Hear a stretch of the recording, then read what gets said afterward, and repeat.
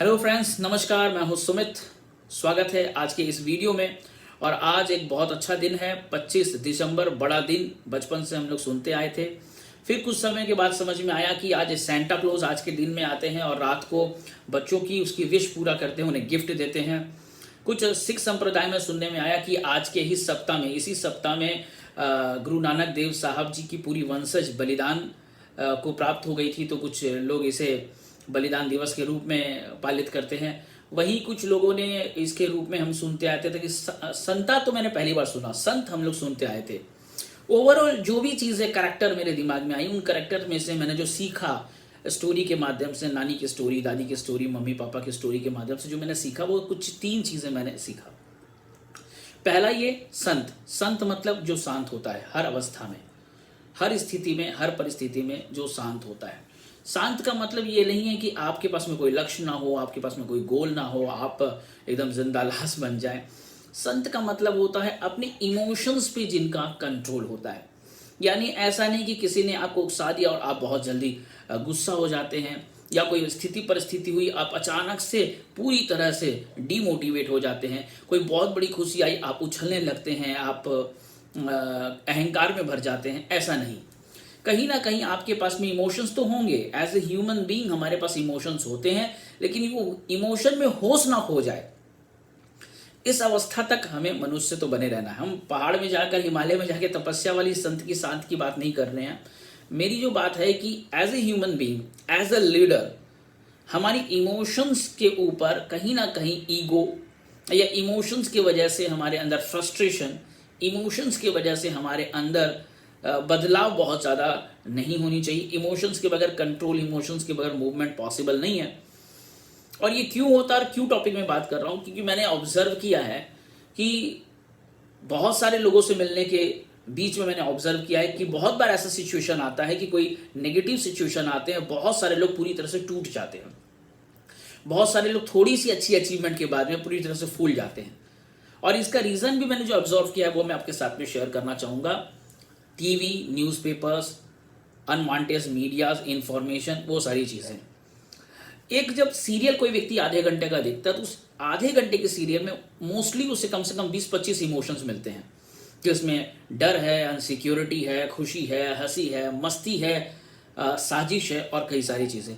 तो उस आधे घंटे में दिमाग कितने बार अपने इमोशंस को बदलता है।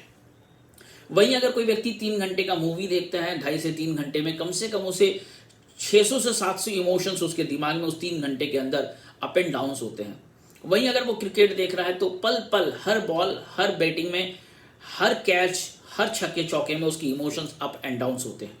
और जब इतना ज़्यादा हमारे इमोशंस पल पल अप एंड डाउन होता है, तो फिर हमारे इमोशंस पे हमारा कंट्रोल छूट जाता है। और जैसे ही सिचुएशंस कुछ बैड होती है, हम फर्स्ट से डिमोटिवेट होते हैं। सिचुएशन कुछ से हमारे फेवर पे होता है, हम फर्स्ट से बहुत ज़्यादा खुश हो जाते हैं। तो जो मैंने पहली चीज़ें सीखी, लीडर्स को अपने इमोशंस के साथ में खेलने आना चाहिए। लीडर्स को अपने इमोशंस का मालिक बनना है, ना कि इमोशंस का गुलाम। सेकेंड जो चीज़ मैंने सीखी, चाहे सैंता हो, चाहे संत हो, चाहे जितने भी हमारे महापुरुष हैं, उनके माध्यम से गिविंग एटीट्यूड, देने का नेचर। सैंता भी हमें देता है। आपके लाइफ में भी कोई रियल सैंता होंगे, इस वीडियो में ज़रूर आप कमेंट्स करिएगा आपके लाइफ के रियल सैंता कौन है।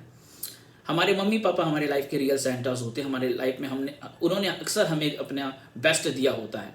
हमारे फ्रेंड्स, हमारे बड़ी बहन, बड़े भाई, हमारे फ्रेंड्स, हमारे टीचर्स, बहुत सारे लोग हमारे लाइफ में होते हैं जो हमें देते हैं।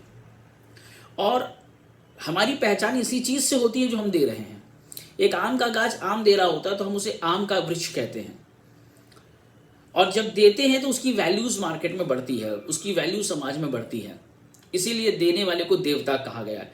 और हिंदू संस्कृति में नाग को पूजा गया, वृक्ष को पूजा गया, तुलसी को पूजा गया, सूर्य को पूजा गया, चंद्रमा को पूजा गया, नदी को पूजा गया, क्योंकि ये सब चीज़ें हमें कुछ ना कुछ दे रहे हैं, तभी जाकर हमारी जीवन चल रहा है, तभी जाके हम जीवित हैं। तो हमें भी हमारी लाइफ में कहीं ना कहीं गिविंग एटीट्यूड्स वाला रोल देना चाहिए। मैं बात ये नहीं कर रहा हूँ कि आप सबको पैसा दें, मैं बात नहीं कर रहा हूँ कि सबको आप टाइम अपना दें, लेकिन ऐसी बहुत सारी चीज़ें हम जो दे सकते हैं। कहीं हम अपना आर्थिक योगदान दे सकते हैं, कहीं हम अपना समय दे सकते हैं, कहीं हम उम्मीद दे सकते हैं, कहीं हम विश्वास दे सकते हैं, कहीं हम मुस्कान दे सकते हैं, कहीं हम उत्साह दे सकते हैं, कहीं हम भरोसा दे सकते हैं। ऐसी बहुत सारी चीजें हैं हम दे सकते हैं। कुछ ना दे सके तो दुआ तो दे सकते हैं। तो आज के बाद मेरा जो हैबिट रहा है, मैंने जो सीखा है अपनी लाइफ में, अगर आप दूर किसी ऐसे व्यक्ति को देख रहे हैं जो असमर्थ है, कम से कम उसके लिए विश तो दे सकते हैं। तो हम अपनी लाइफ में अगर देने का नेचर रखते हैं, और प्रकृति, हम जिस चीज को भी देते हैं प्रकृति उसी चीज को हमें दोहराती है। अगर आप पर डे 2 व्यक्ति को भी मुस्कान देते हैं, प्रत्येक दिन 2 व्यक्ति को भी मुस्कान देते हैं, साल भर में लगभग 700 प्लस व्यक्ति को मुस्कान देते हैं, और वो व्यक्ति जब जब आपसे मिलेगा आपको भी रिटर्न में मुस्कान देगा। आप किसी पॉजिटिविटी देते हैं, आप किसी को उत्साह देते हैं। हमारे लाइफ में ऐसे कुछ लोग होते हैं जिनसे मिलने के बाद हमारा मोरल नीचे चला जाता है, और वहीं ऐसे कुछ व्यक्ति होते हैं जिनसे मिलने के बाद हम पॉजिटिव हो जाते हैं, हम चार्ज हो जाते हैं। और आप कैसे लोगों से मिलना चाहते हैं? क्या ऐसे लोगों से मिलना चाहेंगे बार बार जो आपको डिमोटिवेट करता है, या ऐसे लोगों के संपर्क में रहेंगे जो आपको बार बार मोटिवेट करता है? तो क्यों ना हम भी ऐसे कुछ व्यक्ति मिले, मिस्टर एच बन जाए, मिस्टर हॉप बन जाए, मिस्टर एम बन जाए, मिस्टर मुस्कान बन जाए, मिस्टर पी बन जाए, पॉजिटिविटी फैलाने वाले बन जाए, और कहीं ना कहीं कुछ गिविंग नेचर्स हमारे लाइफ में होना चाहिए।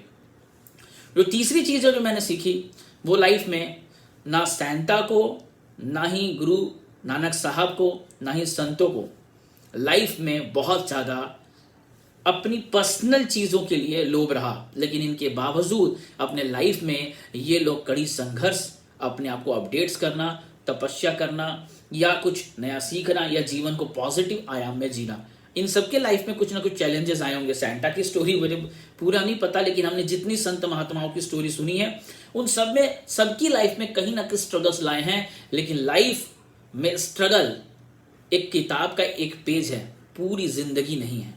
इसलिए कभी भी आपके लाइफ में कोई स्ट्रगल्स आए तो आप ऑलवेज आगे की ओर बढ़ें, आगे की ओर बढ़ें।